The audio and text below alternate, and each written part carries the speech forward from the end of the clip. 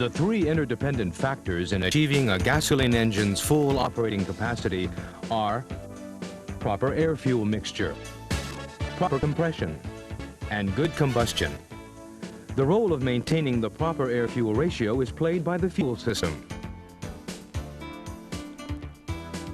The two types of fuel systems are the traditional carburetor, which operates mechanically, and the electronic fuel injection system, or EFI, which uses a small computer to obtain the proper air-fuel ratio. Now let's look at the construction and operation of the carburetor.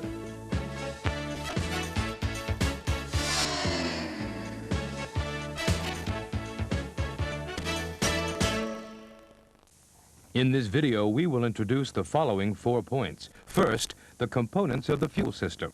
Second, the principle of the carburetor operation and the importance of a proper air-fuel ratio. Third, the construction and function of the carburetor. And finally, the adjustment of the idle mixture. The fuel system is sent to the engine. The charcoal canister, which prevents gasoline vapors from escaping from the fuel tank, and the fuel lines, which connect the various components. The fuel inlet line and fuel sender gauge are installed in the fuel tank. The fuel filter contains a filtering element to remove water and foreign matter from the fuel before it enters the engine. The fuel pump draws out fuel from the fuel tank and sends it under pressure to the carburetor. The diaphragm-type fuel pump shown here is the most common type of fuel pump used with carburetors. The diaphragm-type fuel pump of the 4AF engine is installed on the engine block and is driven by a cam on the engine's camshaft. The fuel pumps a diaphragm and a pair of valves which act in the opposite direction from each other.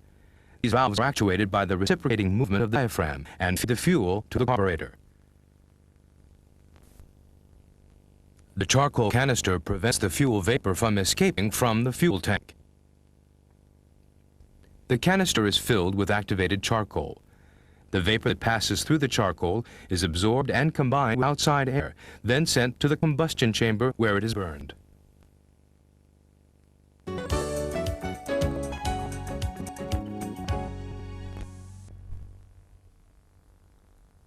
The carburetor mixes the proper amount of air and fuel in accordance with the operating condition of the engine and sends it to the combustion chamber. The principle behind this is similar to that of a manual paint sprayer. When air is blown through the pipe, the liquid inside is drawn up and mixed with the air, forming a spray. An increase in the speed of the air blown through the tube will create pressure to draw up the liquid and create a mist. This is a model used to demonstrate the principle behind the carburetor. Air is blown in at the bottom, creating a vacuum which forces the liquid out. We will explain the functions of the carburetor using this model. First, we will conduct a test in which the nozzle of the fuel balloon protrudes into the air tube. If a vacuum is applied to the bottom of the tube, we can see that the fuel rises in the pipe a little, but due to insufficient air pressure, enough fuel will not exit the pipe.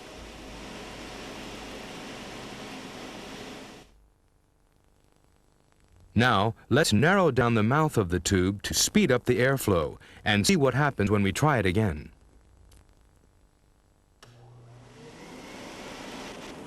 As you can see, the liquid is amide. That is changed into a mist. It can be blown out through the pipe more easily. This is basically how a carburetor works. The portion was made narrower to speed up the airflow. It's called the venturi. Below the venturi is a throttle valve which controls the air-fuel mixture. It is connected to the accelerator pedal. These comprise the fundamentals of the carburetor.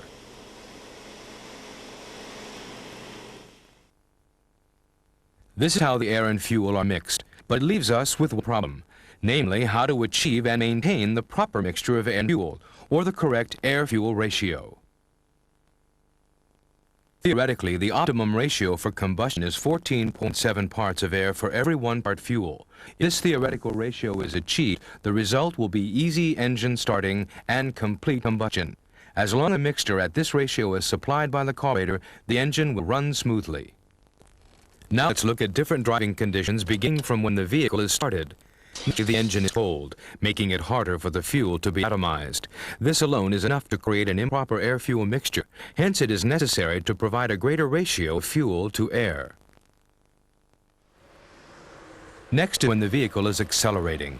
We know that fuel is heavier than air, so since the amount of air is increased when the accelerator pedal is pressed, the amount of fuel also must be increased to obtain sudden acceleration. When the engine is idling, or when the vehicle is traveling at low speeds, fuel and air do not mix well. Because of this, it is necessary to achieve the theoretical ratio, or a slightly richer mixture. A greater ratio of fuel to air is necessary to obtain the needed power when climbing hills, or other times when the throttle valve is opened wide. The theoretical air-fuel ratio, or a slightly leaner mixture, is needed when driving on straight, even roads at constant speeds. So, as you can see, the carburetor must create the proper air-fuel mixture under a variety of driving conditions.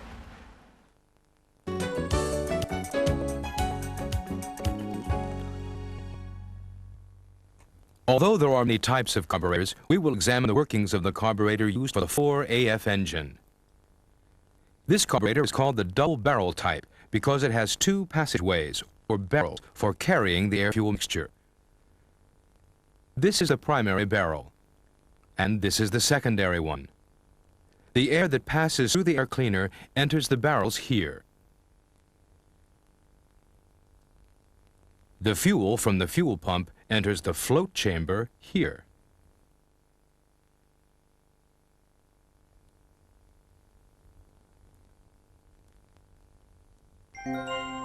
Next, let's look at the float system. As was explained earlier, the venturi determines the amount of fuel that is drawn in and mixed with the air. However, if there is any variation in the height of the nozzle from the fuel surface, labeled H in the diagram, there will be instability in the air-fuel mixture. So, the float system was devised to maintain a stable level of fuel in the float chamber, which will minimize changes in the distance between the nozzle and the surface of the fuel. The float system consists of the float chamber, the float, and the needle valve. The air vent tube ensures that a uniform pressure is maintained in the float chamber and above the choke valve at all times. If the fuel level drops, the float will also drop, causing the needle valve to open and allow more fuel to enter the chamber. Conversely, if the level of fuel increases inside the chamber, the float will rise and close the needle valve, stopping the flow of fuel.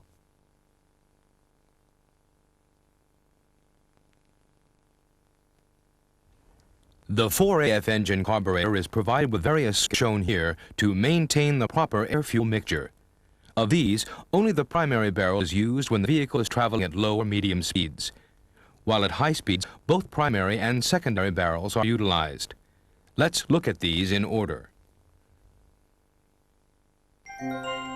The primary low-speed circuit supplies the air-fuel mixture when the vehicle is idling or traveling at low speeds. Here we will use a model to demonstrate. As you can see, the throttle valve opening is very small when the vehicle is idling or traveling at low speed. The amount of air allowed in by the venturi is small, which provides insufficient vacuum to draw much fuel. Now let's place another port below the venturi and see what happens.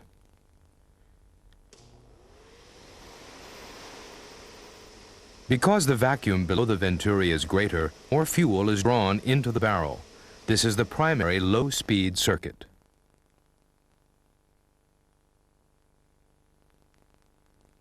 The actual flow of the fuel is as follows.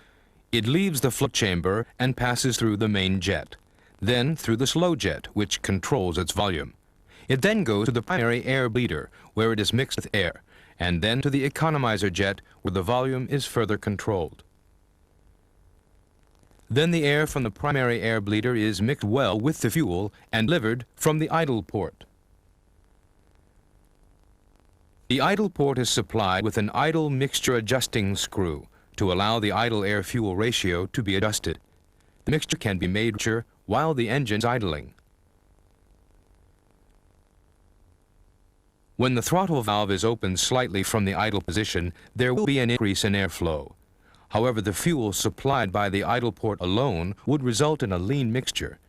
To prevent this, there is another port called the slow port. The effective surface area of the slow port increases as the throttle valve opens. This prevents the mixture from becoming too lean until fuel can be delivered from the main nozzle. The fuel supply from the idle port and slow port stops when the throttle valve opens to draw out fuel from the main nozzle. In the primary low-speed circuit, there is a fuel cutoff solenoid. When the ignition switch is off, the route is closed and the fuel supply is interrupted. In some engines, a fuel cutoff solenoid also activates when the engine is running at slow speeds. Next is the primary high-speed circuit. The construction of this is similar to that in the carburetor model we looked at earlier.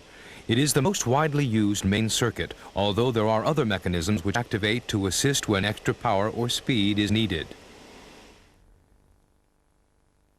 This side is the primary barrel on this model. The Venturi is designed this way for maximum mixing of air and fuel. The primary high-speed circuit works as follows. When the throttle valve is opened wide, allowing for a higher speed and volume air to pass the Venturi, the amount of fuel that is delivered is equivalent to the intake air volume drawn into the barrel. The amount of fuel is controlled at the main jet before it is mixed with the air from the primary air bleeder and injected from the main nozzle. The fuel is atomized by the air flowing at high speed past the Venturi, from which it enters the combustion chamber. This is how the air-fuel mixture is regulated during idling at low and medium speeds. However, this alone will not produce the power needed during high-speed operation. This is why the double-barrel carburetor has a secondary barrel. The construction of the secondary barrel is basically the same as that of the primary barrel. It has a high-speed circuit, which is its main circuit, and a low-speed circuit which prevents the mixture from becoming too lean when the throttle valve opening on the secondary side is small. Let's look at the secondary low-speed circuit for the secondary barrel. If the primary throttle valve opens more than 60 degrees, the cam in the kick-up system will force the secondary throttle valve to open slightly. A vacuum is then created in the secondary slow port, causing fuel to deliver to the intake manifold. When this happens, the vacuum bleeder, which is part of the Venturi, produces a vacuum which opens the secondary throttle valve. When the engine RPM rises, the pressure from the vacuum bleeder overcomes the diaphragm spring, which in turn causes the secondary throttle to slowly open. The secondary low-speed circuit, like the primary low-speed circuit, uses a solenoid so that when the ignition switch is off, the route is closed off. Now let's move on to the secondary high-speed circuit. When the secondary throttle valve starts to open, a vacuum is created by the vacuum bleeder. This is strengthened by the diaphragm, which causes the second throttle valve to open further. The fuel is injected from the secondary main nozzle. In this way, both the primary and secondary barrels work together to produce the air-fuel mixture necessary for high power. Now let's take a look at the power circuit. The high-speed function provides insufficient fuel when climbing steep grades or when extra power is necessary. This is where the power circuit comes into the picture. The power circuit consists of a power valve set into the route that communicates with the primary main jet. It opens to allow more fuel to flow through to provide the rich mixture needed when extra power is called for. When driving at constant speed with the opening of the throttle valve small, the power valve is closed due to the high manifold pressure. When a big increase in power is needed, the driver depresses the accelerator pedal, thus opening the throttle valve wide. This causes a decrease in the manifold pressure. When the pressure in the manifold falls below the standard value, the spring pushes down the power piston and opens the power valve. The flow of fuel becomes less restricted, and the fuel is delivered from the main nozzle. Now let's take a look at the acceleration pump. We all know that to achieve quick acceleration, the driver needs to depress the accelerator pedal suddenly. The acceleration circuit is designed to prevent engine hesitation during such sudden acceleration. With the pump-type power circuit, when the throttle valve is suddenly opened, the pump lever depresses the pump plunger. This increases the flow of fuel from the acceleration pump jet. Slowly releasing the accelerator pedal allows the pump plunger to rise to the usual position. This causes the fuel to be drawn up into the pump chamber, where it is held in reserve for the next time sudden acceleration is needed. There is also an auxiliary acceleration pump that assists the acceleration circuit when the engine is cold. When the engine coolant is at a low temperature and the TVSV is open, the pressure from the intake manifold causes the diaphragm of the power assist pump to activate and fill the pump with fuel. If sudden acceleration is attempted at this point, since the pressure in the intake manifold falls, the diaphragm spring causes the fuel in the pump to be sprayed out of the nozzle. In this way, the pump makes up for the lack of power in the main speed pump. This brings us to the choke system. Without a choke, it would be difficult to start the engine in cold weather. The choke valve is provided above the nozzle to decrease the amount of intake air during starting. In this way, the choke helps start the engine and improves drivability.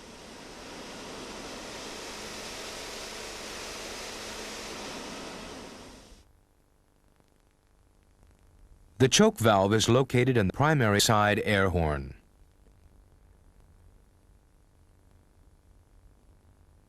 At present, as is shown here, most common type is the automatic choke system. We will also introduce the electric automatic choke, which is currently in use in most vehicles. The automatic choke is controlled by the contraction and expansion of a bimetal element. When the temperature falls below a set level, depressing and releasing the accelerator pedal will cause the choke to be completely closed by the contraction of the bimetal element. After the engine is started, current will flow through the electronic coil. This will generate heat, which will cause the bimetal element to expand and open the choke either slightly or all the way. Here we have the fast idle mechanism, which raises the engine idle speed when the temperature is cold in order to maintain proper engine operation. When starting the engine in cold weather, depressing the accelerator pedal once and then releasing it will cause the fast idle cam, which is connected to the choke valve by a rod, to open the throttle valve slightly. In this way, a slightly higher engine idle speed is achieved. After the engine is warmed up, it will continue to run at a fast idle, even if the choke valve opens, until the accelerator pedal is depressed again. When this happens, the cam follower rides up over the cam and the fast idle is released. This causes the throttle valve to return to the normal idle position and the engine speed to drop.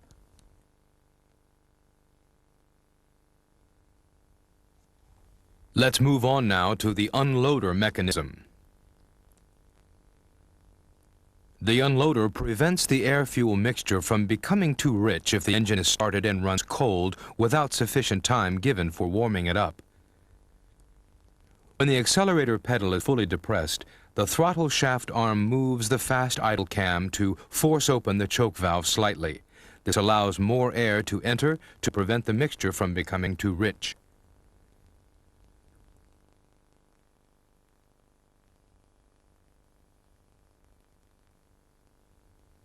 Let's look at the choke breaker. During cold starts, the choke valve may remain closed, providing an overly rich mixture, which could lead to engine stalling. The choke breaker causes the choke valve to open slightly in this situation to prevent the engine from stalling. When the engine is started, the low intake manifold pressure causes diaphragm A to slightly open the choke valve. After the engine warms up and the coolant temperature rises to normal operating temperature, the TVSV opens, and the vacuum from the intake manifold causes the choke opener diaphragm B to open. After this, the choke valve is operated by the auto choke mechanism.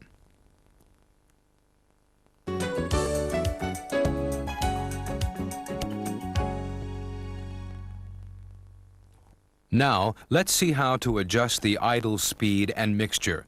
You should use a CO meter to do this if possible. First, in order to adjust the speed and mixture properly, we must make sure the following conditions are met.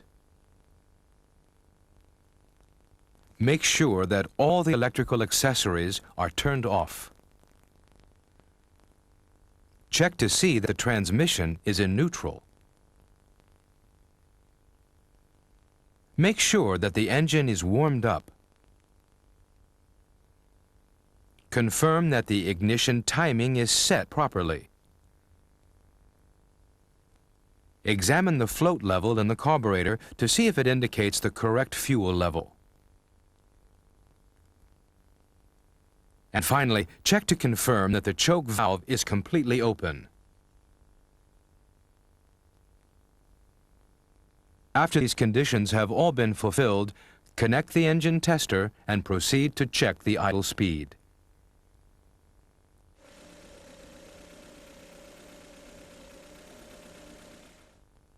Remember that the test must be done with the air cleaner in place. In some models with an air suction system, you must remove the air suction vacuum hose and plug it with a hose plug. Turn the idle mixture adjusting screw to raise the engine RPM to its highest permissible idle setting. Then turn the idle speed adjusting screw to set the idle to the specified idle mixture speed. Repeat these two steps until the engine RPM will no longer go above the highest permissible idle setting.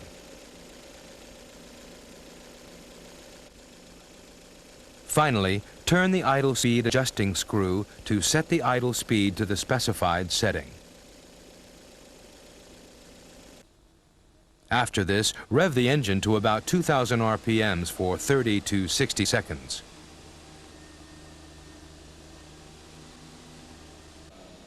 Give the idle speed 1 to 3 minutes to stabilize, then test the exhaust by inserting the CO meter probe 40 centimeters or about 16 inches into the tailpipe.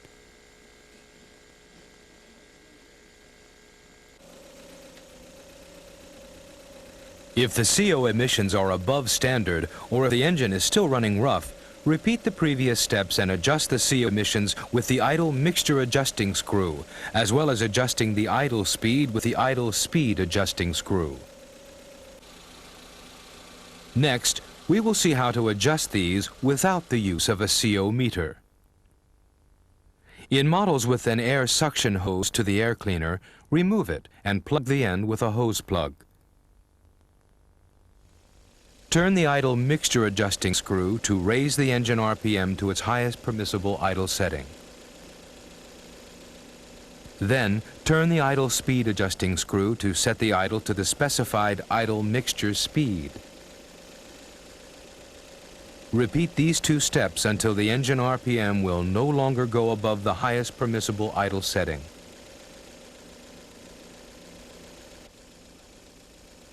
Finally, turn the idle mixture adjusting screw to set the idle speed to the specified setting.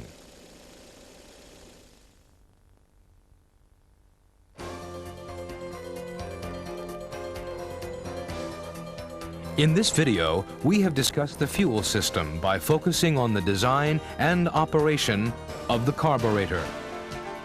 The fuel system greatly affects the vehicle's operation, power output, and fuel efficiency. It is our sincere wish that this video, in connection with other training materials, will help you to understand the fuel system and be useful in your daily service operations.